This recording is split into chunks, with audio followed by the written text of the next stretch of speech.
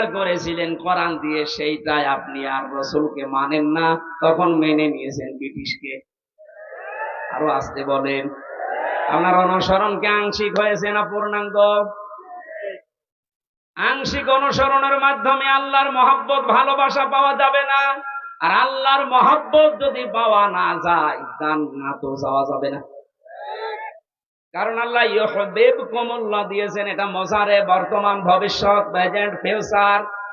কোন মানুষ যখন পূর্ণাঙ্গ অনুসরণের জন্য সিদ্ধান্ত নিয়ে লেগে পড়বে, আল্লাহ পাক বলেন আমিও তাকে ভালোবাসা শুরু করব। এখানে কত জ্ঞানী মানুষ আছেন আপনার বিবেকের কাছে? আপনার আমার প্রশ্ন, আপনার শরীর থেকে শুরু করেন, 3.5 হাত বডি, আপনার পরিবার, আপনার সমাজ, আপনার রাষ্ট্র, আপনার আন্তর্জাতিক নীতি, তাকান, সব জায়গায় অনুসরণ যদি পূর্ণাঙ্গ আপনি না করেন, আল্লাহর কোরআন বলছে আপনাকে আল্লাহ এখনো ভালোবাসা আরম্ভ করে নাই। তাহলে এই আয়াত অনুযায়ী বাংলাদেশে হাজার হাজার পীর আল্লাহর ভালোবাসা এখনো পায়নি। বেশি বলে ফেললাম। আশা করছি আমি যেটা বোঝাতে চেয়েছি, এখন থেকে আর অপূর্ণাঙ্গ না, আমরা পূর্ণাঙ্গ অনুসরণ করতে চাই রাসূলুল্লাহকে। আর আজকের আমার তেলাওয়াত কিন্তু আয়াত ওইটাই, সূরা ইউনূস 25 নম্বর আয়াত, কোরআনে কারীমের 10 নম্বর সূরা। এটা 11টা রুকু আছে, 109টা আয়াত আছে। মক্কায় নাযিল হয়েছে। একটা আয়াত আর একটা আয়াতের আংশিক পড়েছি। আল্লাহ রাব্বুল আলামিনও জানিয়েছেন। এবার আমি তাফসীর আকারে শুরু করছি, জবান খুলে পড়েন। আউযু বিল্লাহি মিনাশ শাইতানির রাজীম। বিসমিল্লাহির রহমানির রহিম।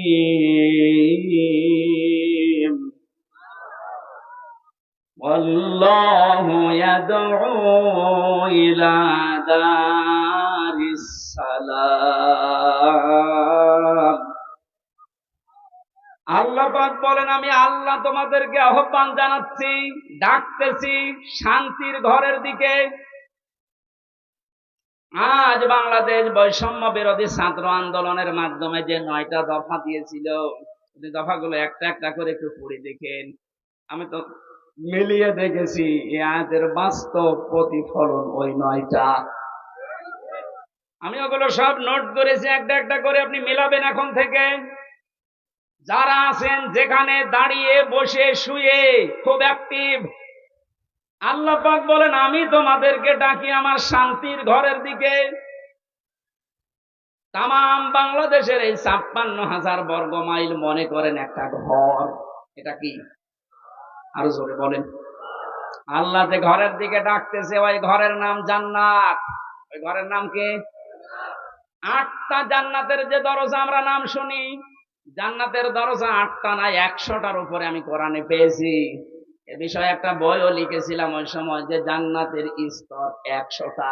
তার ভেতরে দারুস সালাম একটা দরজার নাম। দারুস সালাম মানে শান্তির বাড়ি বা ঘর। আল্লাহ পাক এখানে ডাক দিয়েছেন যে তোমরা শান্তির ঘরে প্রবেশ করো। এই পৃথিবীর মানুষ যেটা উদাহরণ দিলে বসে বেশি, আমি ওইভাবে সেট করেছি।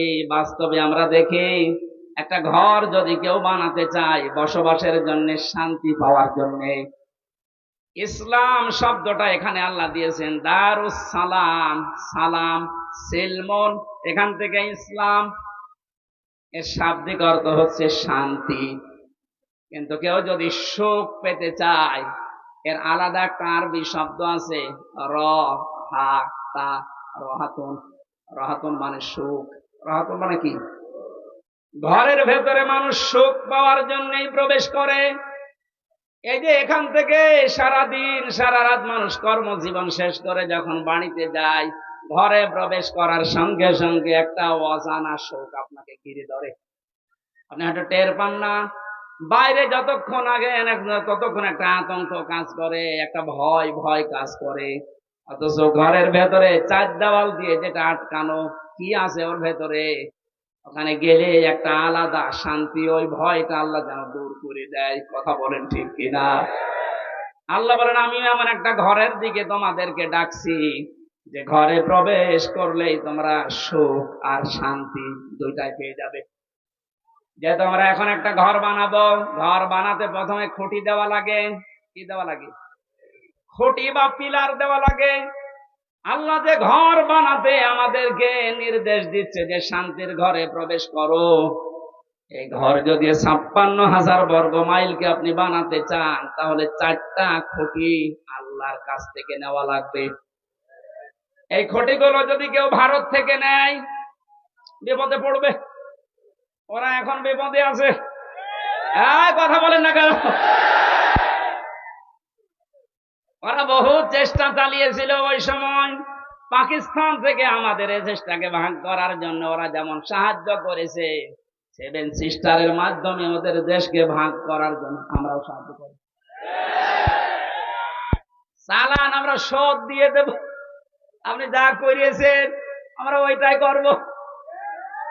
আপনারা ওই সময় ভাগ করে যদি আমাদের বন্ধু হয়ে যান, আমরাও। কথা বলছেন?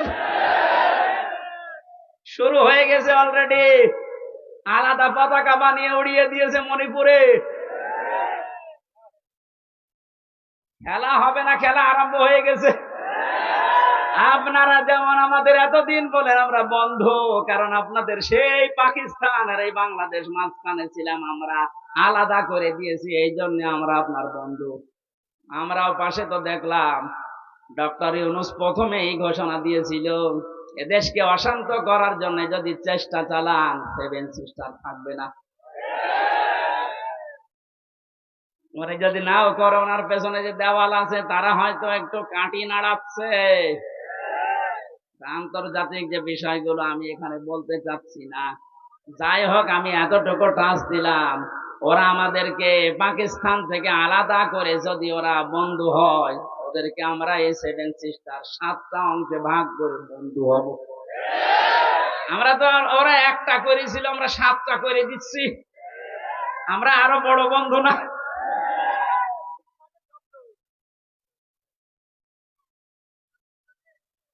যশোরবাসী এবার খেয়াল করেন, না আমরা শুধু ভারত থেকে না, চীন থেকে না, রাশিয়া থেকে না, আমেরিকা না, কারো কাছ থেকে খুঁটি নিতে চাই না।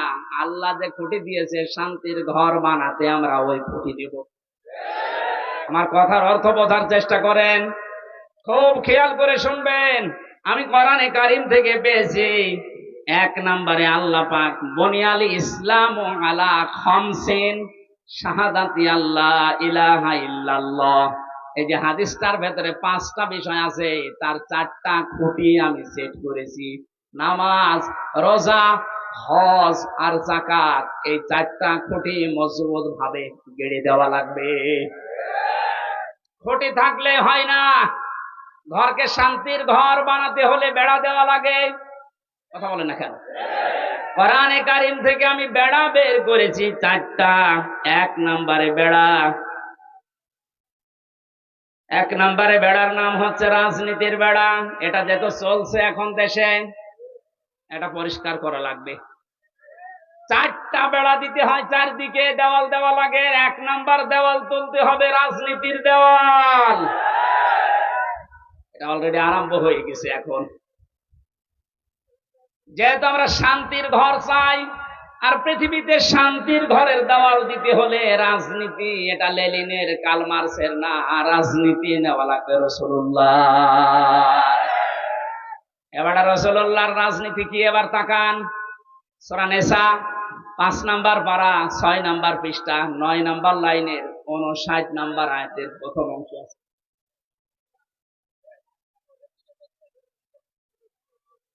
শেষ করে দেব না? ওই লোকটাকে তুলে আমার চেয়ারে বসিয়ে দেব।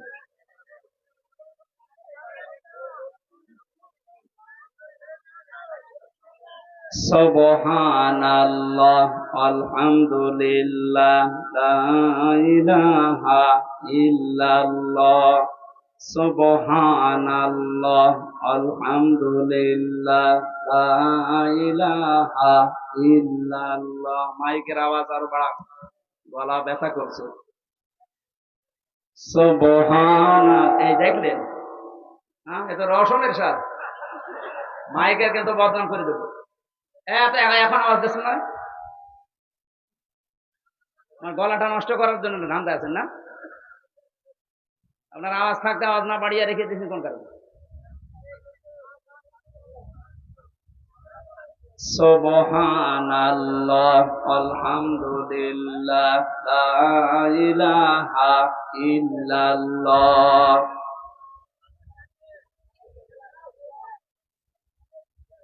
ফ্যানটা একটু সাইলেন্ট থাক। লা ইলাহা ইল্লাল্লাহ মুহাম্মাদুর রাসূলুল্লাহ। যশোরবাসী, শান্তির যে ঘর আমরা নির্মাণ করতে যাচ্ছি, এ ঘরে যারা রাজনীতির বেড়া হিসাবে থাকবে, এই মানুষগুলোকে অনুসরণ করার একটা বিশাল সুন্দর সিস্টেম আল্লাহ আয়াতে দিয়েছেন। আল্লাহ পাক বলেন, আমাকে অনুসরণ করো, আমার রাসূলকে অনুসরণ করো। তোমাদের ভেতরে যারা রাজনীতি করবে, নেতা হবে, নেতৃত্ব দেবে, তাদেরকে অনুসরণ করবা। কিন্তু শিক্ষা হচ্ছে আতিউ, এই শব্দটা, এটা একটা ফেল, এটা ভার্ব, এটা ক্রিয়া। এটা আল্লাহ নিজের নামে আর রাসূলের নামে দিয়েছেন, কিন্তু উলিল আমর যারা রাজনীতি করবে, নেতৃত্ব দেবে, নেতা হবে, তাদের আগে দেননি।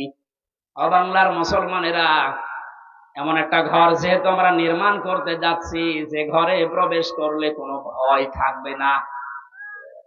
কথা বলেন এখন, কোনো চিন্তা থাকবে না। বলেন বলেন, এমন একটা ঘরে আমরা যেতে প্রবেশ করতে ইচ্ছা করছি বা প্রবেশ করব বলে আশা করছি, যে ঘরের ভেতরে, ঘরের এরিয়াতে গেলে কোনো চিন্তায় থাকবে না। ঘরের পাশে যে যদি ছিনতাইকারী ধরে, ঘরের ভেতরে যারা বসবাস করছে, ওরা দা নিয়ে, খন্তা নিয়ে, বটি নিয়ে, কথা বুঝতেছেন, বাড়ির ভেতর থেকে এসে ছিনতাইকারীকে এই ঝিনাইদহ সাবেক এমপির মতো টুকরা টুকরা করে ফেলবে। আমার মনে হচ্ছে এরা না বুঝে চিল্লাচ্ছে। না, আমি জানি আপনারা বুঝে ফেলেছেন।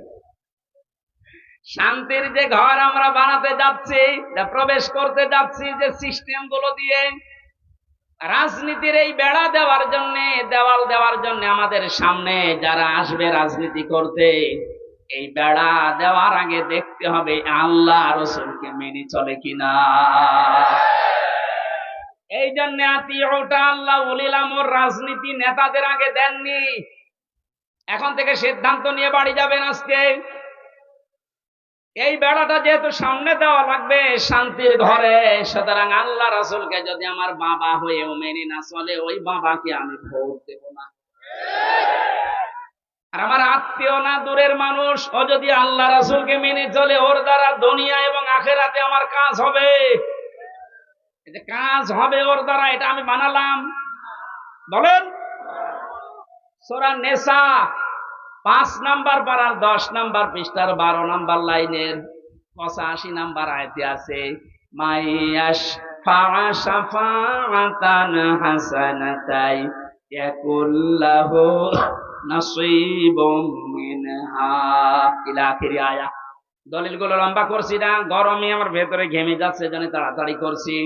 দুনিয়ায় যারা একটা ভালো কাজে সুপারিশ করবে, ভোট দেবে, রায় দেবে, সমর্থন জানাবে, ওই লোকটা চেয়ার পাওয়ার পরে যে ভালো কাজ করে সওয়াব পাবে, আপনি শুধু এই রায় দেওয়ার কারণে একই সওয়াব পাবেন।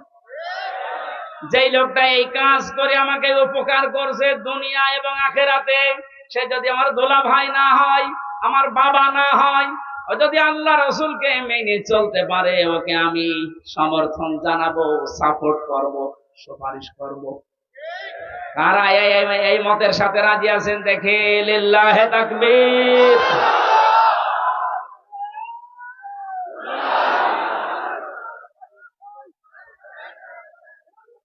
এই কথা বোঝার চেষ্টা করেন। আমি এখন যেটা বললাম, এটা তো রাজনীতি হয়ে গেল না? না, এটা যদি রাজনীতি মনে হয়, তাহলে সূরা নিসার 59 নাম্বার আয়াত কেটে আপনি বাদ দিয়ে দেবেন। আমি ব্যাখ্যায় এইভাবেই পড়েছি, মারিফুল কোরআন নিয়ে আসেন, ওখানে ভয়ঙ্কর ট লেখা আছে। আমানাত বহু বচন, এই শব্দের ব্যাখ্যায় ভোট, রায়, সমর্থন, সুপারিশ এগুলো লেখা আছে। এবং আপনি তাফসীর মাহফিল লিখে দিয়েছেন, আমি শব্দের ব্যাখ্যায় যদি ওই শব্দগুলো না বলি, শুধু আমানত বলি, আপনি তো বুঝবেন না। আর আপনি যদি বোঝেনও না, বোঝার ভান করে থাকবেন। এখন আর ভান করার অভ্যাস আছে না, 5 তারিখের আগে ছিল। এখন আর ভান করার অভ্যাস নেই, যা পড়ি ওইটাই বলি ইনশাআল্লাহ। আগে তো এই যশোরে যাওয়ার জন্য সেই কুষ্টিয়া ঘুরে আসতাম, এখন একেবারে সরাসরি চূড়ামন কাঠি দিয়ে উঠবে।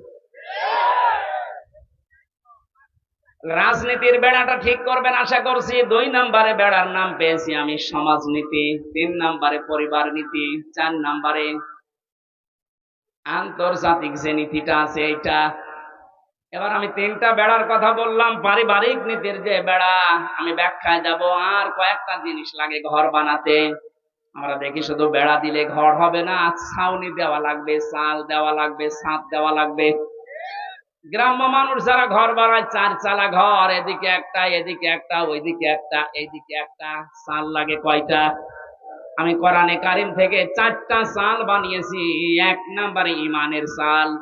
যদি কেউ শুধু ছাদ দিতে চায়, পুরা ইমানটা দিয়ে ঢেকে দিলেই সম্ভব, আর অসুবিধা নেই।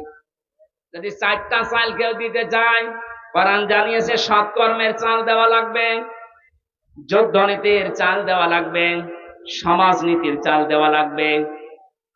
এই চালগুলো যদি একটা একটা করে কোরআন যেভাবে দিতে জানিয়েছে ওইভাবে আমরা দিতে পারি।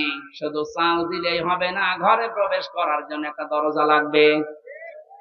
আল্লাহ পাক যে দরজার ঘোষণা দিয়েছেন কোরআনে, লা ইলাহা ইল্লাল্লাহু মুহাম্মাদুর রাসূলুল্লাহ। আল্লাহর এই শান্তির ঘরে যদি কেউ প্রবেশ করতে চান, তাহলে এই কালেমা পড়ে এই দরজা দিয়ে প্রবেশ করা লাগবে। গত পরশুদিন আমার চুয়াডাঙ্গায় ছিল, স্বামী স্ত্রী 2 জন এই দরজা দিয়ে অলরেডি প্রবেশ করেছে। এর কয়েকদিন আগে ছিল গাইবান্ধা, সরঞ্জিত নাকি নাম যেন, এই লোকটা এই দরজা দিয়ে আল্লাহর এই শান্তির ঘরে অলরেডি প্রবেশ করেছে। প্রতিদিন প্রতিনিয়ত আজকেও দেখলাম 26 জন আল্লাহর এই কালেমা পড়ে এই দরজা দিয়ে অলরেডি শান্তির ঘরে ঢুকে পড়েছে। আমরা তো আগে থেকেই ঢুকে বসে আছি। আল্লাহ যে ঘর বানাতে বললেন, এই ঘরের দরজার নাম কালেমা। নাম কি? জবান খুলে একবার পড়েন, লা ইলাহা।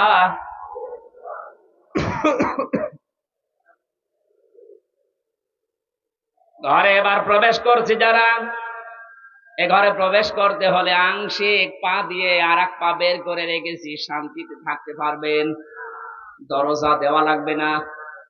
বলেন, দরজা যদি কেউ দিতে চায়, কোরআনে কারীম জানাচ্ছে, ইয়া আইয়ুহাল্লাযীনা আমানু দুখুলু ফিস-সিলমি কাফা। সূরা বাকারা 208 নম্বর আয়াতের প্রথম অংশে আছে, ও হে ঈমানদারেরা, তোমরা যদি সত্যি শান্তি পেতে চাও, আমি যে ঘর দিলাম ইসলামের, এখানে আংশিক প্রবেশ করবা না, পুরাপুরি প্রবেশ করো। জোরে বলেন আল্লাহু আকবার। ঘরে প্রবেশ করে যদি দেখেন জ্বালানা নেই, থাকতে পারবেন? আরামে ঘুমাবেন, দরজা বন্ধ, জ্বালানা দিয়ে চুরি হয়ে যাবে। আল্লাহ পাক এজন্য জানিয়েছেন, এই ঘর শান্তিময় রাখতে হলে আগে জ্বালানা ঠিক করো। আমরা কোনো ঘরের 2টা, 3টা, 4টা পর্যন্ত জ্বালানা দেখি। কোরআনে কারীম থেকে আমি জ্বালানা পেয়েছি, এদিক থেকে বাতাস ঢুকবে, ওই দিকে বের হয়ে যাবে। 2টা, একটা মুআমালাত আর একটা মুআশারাত। আমিরে জামাত ডাক্তার শফিকুর রহমান যেটা এখন অলরেডি আরম্ভ করেছে, এই কথা বলছেন, শান্তির এই ঘরে থাকতে হলে জ্বালানা লাগবে। আর একটা দিলে হবে না, একটা জ্বালানা দিলে বাতাস একদিকে প্রবেশ করে। এই জন্য আমাদের মুআমালাত, মুআশারাত ঠিক করা লাগবে। আমি ভারতকে জানিয়েছেন আপনাদের জন্য বন্ধু হিসাবে দিতে চাই। চীনের রাষ্ট্রদূত সেদিন যে প্রশংসা করেছে, কালেমা পড়ে মুনাফিক কত বিচক্ষণ লোক আপনি জানেন। আমি ছিলাম তার সাথে 4 দিন, বাস্তবতা দেখেছি। লোকটারে মাথা না, এটা একটা ম্যাগনেট। আপনি 20 বছর পরে যেটা বলছেন, আল্লাহ ওনাকে এই 20 বছর ওনার যে স্যাক্রিফাইস, ওনার যে নিঃস্বার্থতা, যে তাওয়াক্কুল করে আছে, আর যে ইখলাস দিয়ে উনি কাজ করে, আমার আল্লাহ মনে হয় এই কারণে আপনি যত ষড়যন্ত্র করেন বুঝতে পারবেন না। প্রতিটি পদক্ষেপ আমার মনে হয় তাহাজ্জুদের নামাজ পড়ে সিদ্ধান্ত নিয়ে তারপরে করে। জেলখানায় যতদিন আমি দেখেছি, আমার তো সেজদা ছিল 2 মিনিট 2.5 মিনিট, আর ওনার সেজদা ছিল 1 ঘন্টা 1.5 ঘন্টা। মানে সেজদায় সে মনে হয় কাঁদতেন যে আল্লাহ আমাকে আরো ছেলে মেয়ে বেশি দাও, আমার সম্পদ আরো বাড়িয়ে দাও। কি করেছে 1 ঘন্টা 1.5 ঘন্টা সেজদায় বসে বসে। এমন এমন কিছু উনি এই যে বছরের পর বছর জেল খাটার মাধ্যমে চেয়েছিলেন, আমার আল্লাহ ওই চাওয়া গুলো জিনিস এখন আস্তে আস্তে ওনাকে দিয়ে দিচ্ছে। জালেমরা বিদায় নিয়েছে, মুনাফিকদেরকে বলবো আপনি থামেন, পারবেন না। আপনার যে কোথায় কুষ্টিয়ায় 3 জন হসপিটালে ভর্তি আছে, কুষ্টিয়ার জেলা না, উনি আছে কক্সবাজারে, ওখান থেকে জেলা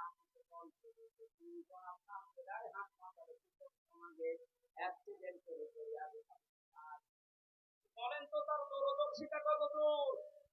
সেরকম একটা জেলা না, 64টা জেলা বাংলাদেশে।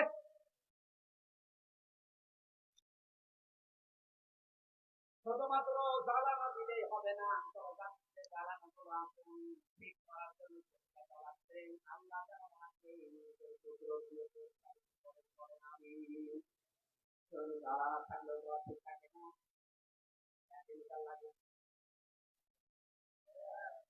ভেন্টিলেটর লাগবে না, আলো বাতাস প্রবেশ করার জন্য বিশেষ তার লাগানো লাগবে না, বিদ্যুতের তার লাগানো লাগবে,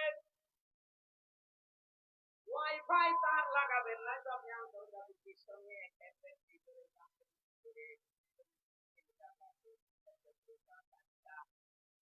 আল্লাহ রাব্বুল আলামিন কোরআনে কারিমে এমন সুন্দর সুন্দর ভেন্টিলেটর দিয়েছেন।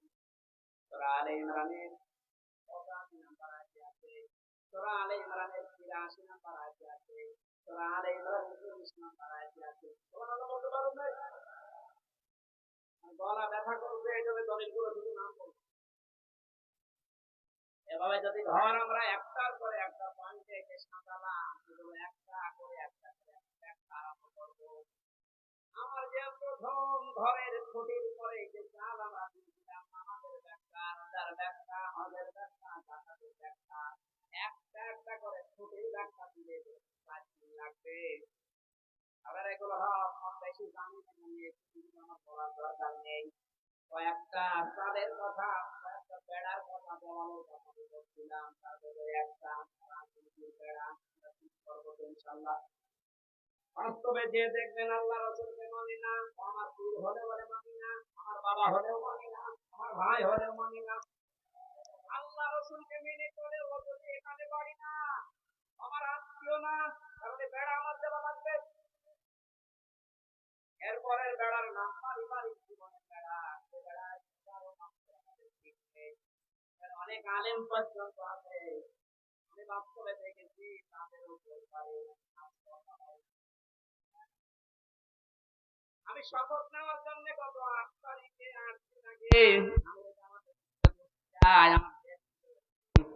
120টার উপরে আমার প্রশ্ন করেছি। পারিবারিক জীবন নিয়ে যে প্রশ্নগুলো ছিল প্রায় 17-18টা। সারা দেশে আমি ওয়াজ করে বেড়াচ্ছি, সারা দেশে আমি ঘর চাইয়ে বেড়াই, অথচ আমার ঘরে টিন নেই। আমারে যেগুলো প্রশ্ন করেছে মিথ্যা তো বলা যাবে না, বাস্তবে একেবারে সত্য সত্য মিলিয়ে দেখলাম না, মিলছে না। রোকন মানে যে খুঁটি নির্ভর করা যায় এমন জিনিস, এটা আসলে আমারে হয়নি। পারিবারিক জীবনের যে আসল খাস পর্দা, ওটা 100 ভাগ এখনো আমার আসেনি। আমারে বলছে হবে না, দিন পাল্টিয়ে দিলাম, আবার 9 দিন পেছিয়ে দিয়েছে। আমার মতো একটা নাম করা হুজুরের যদি এই অবস্থা, বাকিগুলো আল্লাহ জানে। আমাদের পারিবারিক জীবনের যে পর্দাটা, এটা অনেকে নফল মনে করে, অনেকে গুরুত্বই দিতে চায় না। আজকে আমি এখানে আসার পরে যে বাড়িতে বসেছিলাম, বাড়িওয়ালা তার বউ, মেয়ে, বেটার বউ সব নিয়ে আসতেছে, হুজুর দেখবে। এইটা তো হালকা জায়েজ আছে। হ্যাঁ, মেয়েদের পর্দা পারিবারিক জীবনে যে ফরজ, এটা অনেকে জানেই না। এদের একামতে দিনের খুঁটি হওয়ার জন্য, আমি আরবিটা বললাম না, খুঁটি হওয়ার জন্য অনেক কাঠ খড়ি পোড়ানো লাগে। সত্যি যদি কোনো মানুষ একনিষ্ঠ ভাবে এখলাসের সাথে খুঁটি হিসাবে কাজ করতে চায়, আমার যতটুকু বাস্তবতা দেখলাম 120টা প্রশ্নের ভেতরে আল্লাহ তাকে জান্নাত দিয়ে দেবেন। আমাদের পারিবারিক জীবনে স্বামী স্ত্রীর যে সম্পর্কটা হওয়ার কথা ছিল, এখন আস্তে আস্তে ভারতের এই চ্যানেলগুলো থেকে, আশপাশের মানুষের ব্যবহার থেকে আমরা সব নষ্ট করে ফেলেছি। অধিকাংশ স্ত্রীর স্বামীর ওপরে শ্রদ্ধা নেই, ভক্তি নেই, খালি ভুল ধরার চেষ্টায় থাকে। এরকম বউ নেই? আরো আসতে বলেন। এ পৃথিবীতে যত খারাপ স্বামী হোক, ফেরাউনের মতো এত খারাপ স্বামী কারো কপালে জুটেছে? নিজের স্ত্রীর হাতে ব্রেক লাগিয়েছে, পায়ের ভেতরে ব্রেক লাগিয়েছে, কপালের ভেতরে শলাকা দিয়েছে, মাথার উপরে গরম তেল ঢেলে দিচ্ছে। হযরতে জিবরাইলকে আল্লাহ বললেন, জান্নাতটা নিয়ে ধরো আমার এই বান্দির সামনে। হযরতে আসিয়া জান্নাত দেখার পরে বলতে পারতেন, আল্লাহ তুমি আমার মরণ দিয়ে জান্নাতে প্রবেশ করাও। তিনি বলেননি। তিনি বলেছিলেন, মাবুদ তুমি জান্নাত আমার সামনে পাঠিয়ে দিয়েছো, আমি এইটা চাই না। আমি চাই তুমি যেখানে আছো ওই জায়গায় একটা ঘর আমার জন্য আলাদা বানাও, যেন ওখানে বসে বসে সব তোমাকে দেখা যায়। আমার উপরে অত্যাচার চলছে, জুলুম চলছে, তোমার আবার যেন রাগ হয়ে না যায়। অনাজ্জিনি মিন ফিরআউনা ওয়া আমালিহি ওয়ানাজ্জিনি মিনাল কওমিজ যালিমিন। আরবি গ্রামার যারা বোঝে জিজ্ঞাসা করেন, এক আলিফ করে আল্লাহ টান দিয়েছেন। অনাজ্জিনি, আমাকে তুমি বাঁচাও। এই যে অত্যাচার করে আমার স্বামী নিজে আর লোক দিয়ে করায়, এই জালেমদের হাত থেকে তুমি আমাকে বাঁচাও। কিন্তু আল্লাহ তুমি রাগ করে আমার স্বামীর উপরে গজব দিও না। এত বড় কঠিন বিপদের ভেতরেও স্বামীর জন্য বরদোয়া দেয়নি। আর আমার আপনার বউ, সারা জীবন আপনি মাটি করে দেবেন খাটতে খাটতে, মাথার ঘাম পায়ে ফেলে চুল উঠে যাচ্ছে আপনার। একদিন যদি একটা সাবান কম হয়, ফোঁটা দিয়ে ফোঁটা বের করে ফেলবে। বরদোয়া তো আছে বাংলা আরবি মিলে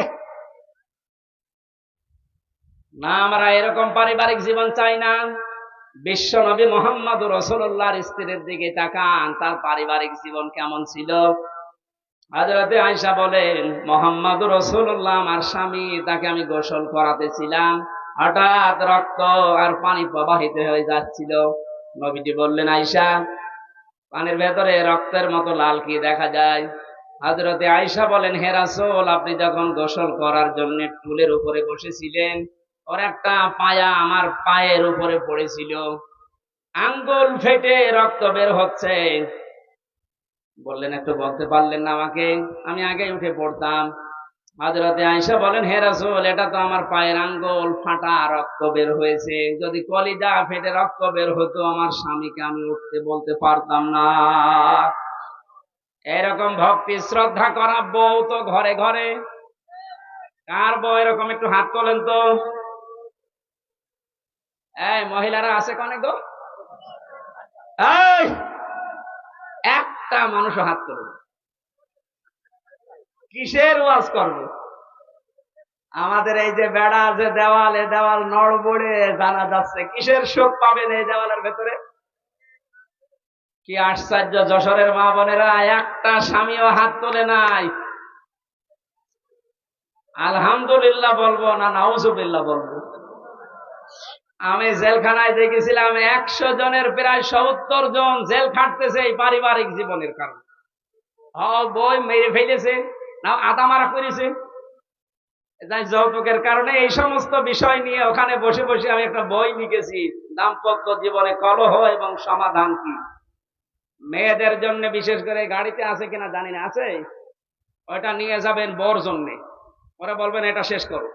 মেয়েকে বিয়ে দেওয়ার আগে ওটা পড়াবেন, 120 পৃষ্ঠা লেখা আছে, যাওয়ার সময় গাড়ি থেকে নিয়ে ওদের পড়ান। পারিবারিক জীবনের এই যে দেওয়ালটা বেড়াটা, এটা আমাদের ঠিক করা দরকার, নয়তো আপনারও জীবনে এই জল্লাদ শাহজাহান এবং এখন যে জল্লাদ আছে কেন্দ্রীয় কারাগারে, এর নাম ইলিয়াস, এই বউ মারার কেসে জেল খাটতেছে।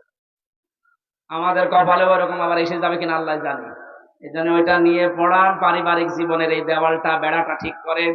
আল্লাহ এরকম একটা শান্তির ঘর আমাদেরকে তৈরি করার তৌফিক দিন, যে ঘরের ভেতরে প্রবেশ করলেই শান্তি পাওয়া যায়। আল্লাহ আমাদেরকে দোয়াও শিখিয়েছেন, আমরা ওই দোয়াই আরম্ভ করছি। নেন, রব্বানা হাব লানা মিন আজওয়াজিনা ওয়া যুররিয়াতিনা কুররাতা আয়ুনি ওয়াজআলনা লিল মুত্তাকিনা ইমামা। রব্বুল আলামিন, কোরআনে কারীম শোনার জন্য, বোঝার জন্য যশোরের এই মানুষগুলো এত পাগল, তুমি তাকিয়ে দেখো। প্রচন্ড এই গরমে আমার পেছনে ফ্যান লাগানো আছে, এরপরও আমার অবস্থা যা, ভেতরে ঘেমে শোধ চলতেছে। এই মানুষগুলোর ফ্যান নেই, পাখা নেই, বাতাস নেই, ঘন্টার পরে ঘন্টা এরা বসে আছে। কোরআনের ইজ্জতে এদেরকে তুমি ওমরের মতো বানিয়ে দাও। আজকের আলোচনায় সওয়াবগুলো তুমি নবীজির রওজায় পৌঁছিয়ে দাও। যত মানুষ কবরে আছে আল্লাহ, কবরবাসীদেরকে ক্ষমা করে দাও। এ মাহফিলের আয়োজন করতে গিয়ে তোমার যে বান্দারা শ্রম দিয়েছে আল্লাহ, আল্লাহ তাআলা, আমার যে শ্রদ্ধাভাজন শ্বশুরের কারণে এখানে এসেছি, নসির আহমেদ, রব্বুল আলামিন তোমার গোলামকে ইসলামী আন্দোলনের সঠিক কর্মী বানিয়ে দাও। তার জীবনের ভালো কাজগুলো কবুল করো, অন্যায় কাজগুলো মাফ করে দাও। আল্লাহ, আমার মামা শ্বশুর মাওলানা আলমগীর হোসেন আমার সাথে আজকে এসেছে, তার বাবাকে তিনি হারিয়েছে, বাবাকে মাফ করে দাও। মাওলানা হোসাইন তার বাবাকে অনেক দিন আগে এই দুনিয়া থেকে হারিয়ে ফেলেছে, আল্লাহ তুমি তার বাবাকেও কবরে মাফ করে দাও। মাওলানা রবিউল ইসলাম সহ শত আলেম এখানে বসে আছে, অধ্যাপক মতিয়ার রহমান স্যার সহ প্রত্যেকটি মানুষকে তুমি দ্বীনের খাদেম বানিয়ে দাও। রব্বুল আলামিন, আমার কণ্ঠে মারাত্মক ব্যথা, কথা বললেই ব্যথা বেড়ে যাচ্ছে। মুক্ত জীবনে যখন ফিরিয়ে দিয়েছো, আমার কণ্ঠটা তুমি ছেড়ে দাও। মা বোনেরা পর্দার আড়ালে আছে, এদেরকে স্বামী ভক্তি বানিয়ে দাও। ফাতেমার মতো, আয়েশার মতো, হযরতে আসিয়ার মতো তাদেরকে কবুল করে নাও। রোগ শোক যাদের দিয়েছে আল্লাহ, শেফায়ে কামেলা জেলা নসিব করো। প্রশাসনের ভাইরা যারা এসেছে এদের উপরে তোমার খাস রহমত ঢেলে দাও। এলাকায় মাটির নিচে যত মানুষ ঘুমিয়ে আছে, কোরআনের ইজ্জতে তুমি মাফ করে দাও। আগামীতে অনুষ্ঠানটা কোরআনের প্রচারের জন্য আরো বিশাল আকারে কবুল করো। রব্বানা যালামনা আনফুসানা ওয়া ইল্লাম তাগফির লানা ওয়া তারহামনা লানাকুনান্না মিনাল খাসিরিন। ও মালিক, যে বাড়িতে এসে বসেছিলাম, যে বাড়ির উপরে তোমার রহমত নাজিল করো আল্লাহ। কখন কার কাছে আজরাইল পাঠিয়ে দাও আমরা জানি না। আজরাইলকে দেখার সঙ্গে সঙ্গে যেন পড়তে পারি লা ইলাহা ইল্লাল্লাহু মুহাম্মাদুর রাসূলুল্লাহ। প্রিয় ভাইয়েরা, আমি মাওলানা রবিউল ইসলাম, আমার একটা ফোন এই স্টেজ থেকে পকেট মেরে নিয়ে চলে গেছে। এই জন্য আপনাদের রামকৃষ্ণ এলাকার মানুষ যদি পেয়ে থাকেন, প্লিজ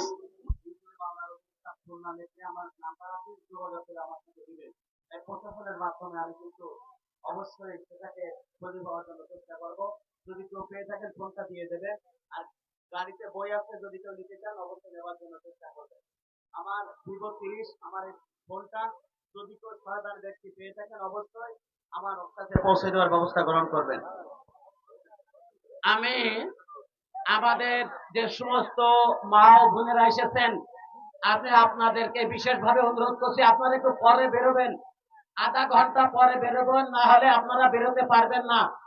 অনেক গাড়ির ভিড়, এই গাড়ির কারণে আপনারা বেরোতে পারবেন না। আপনারা